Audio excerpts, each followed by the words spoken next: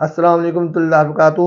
मैं मोहम्मद मुनीर हसन उर्फ बुखारी साहब गोपालगंज बिहार आप लोगों के सामने फजाइल अहले बैत पेश करने जा रहे हैं।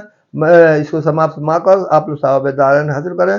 पढ़िए अल्लाहुम्मा सल्ली अला सय्यिदना मौलाना मुहम्मद बारिक वसल्लम सलातो वस्सलाम अलैका या रसूलुल्लाह। नजहतुल मजालिस जिल्द 2 सफ़ा 226।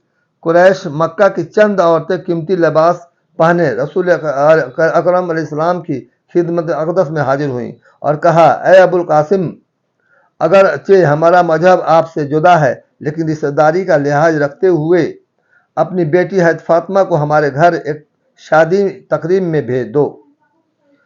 कुरैश की ये औरतें अपनी दौलत व इमारत व इशरत के मुकाबले में हज़रत खातून जन्नत के दुनियावी फ़ख्र व गना और ज़ाहिरी गुर्बत व अफलास का मजाक उड़ाना चाहती थीं, लेकिन शायद वह नहीं जानती थी कि किसी दौलतमंद की दौलत, किसी की सीम व ज़र के ख़जाने, किसी शहंशाह का तख्त व ताज और ये दार व सिकंदर की शान व शौकत सब उसी घराने का सदका है।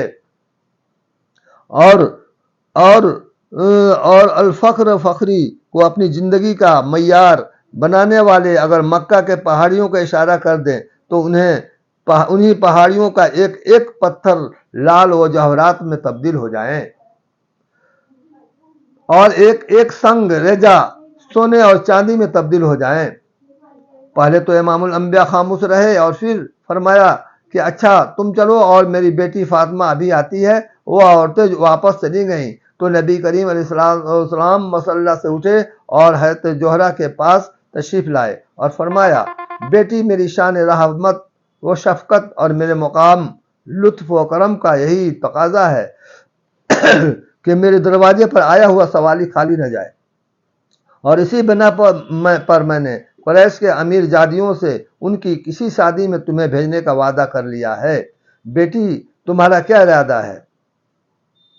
मादर हसनैन ने अर्ज की, अब्बा जान, आपका हुक्म सर आंखों पर, मगर मैं हैरान हूँ कि वहाँ तो कुरैश के सरदारों की औरतें होंगी जो रेशमी लिबास में मलबूस और सोने चांदी के जेवरात से आरास्ता होकर इस शादी के मजलिस में आएंगी, मगर अपनी हालत है कि और जब मैं वह मेरे फटे हुए लिबास और पुरानी सी चादरों को देखेंगी तो न सिर्फ मेरा बल्कि इस्लाम का मजाक उड़ाएंगी।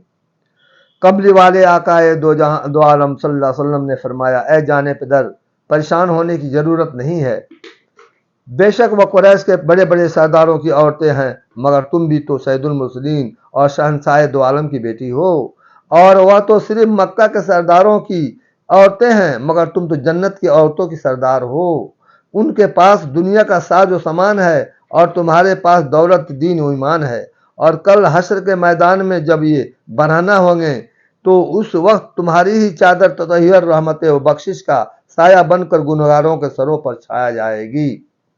इमामुल अंबिया अलैहिस्सलाम भी यही फरमा रहे थे कि हज़रत जिब्रील अलैहिस्सलाम हाजिर खिदमत हुए और अल्लाह के तरफ से सलाम पेश करने के बाद अर्ज की, या रसूलुल्लाह अलैहिस्सलाम, खुदा फरमाता है कि सैयदा ताहिरा से कह दो कि वह कुरैश के सरदारों की अमीर जादियों की मजलिस में जाते हुए अपने फटे हुए लिबास और पुरानी चादरों पर परेशान न हो, बल्कि वह उसी लिबास में जाएं और फिर हमारी शाने कुदरत देखें।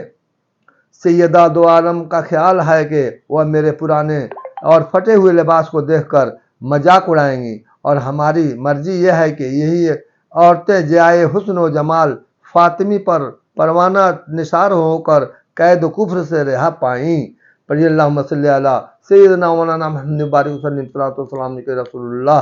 शुक्रिया भाई और बहनों, आप लोगों का मेरा तकरीर पसंद आया हो तो आप लोग मेरे चैनल को सब्सक्राइब करके मेरे वीडियो को लाइक करना ना भूलें और ज़्यादा से ज़्यादा शेयर करें। अस्सलाम वालेकुम।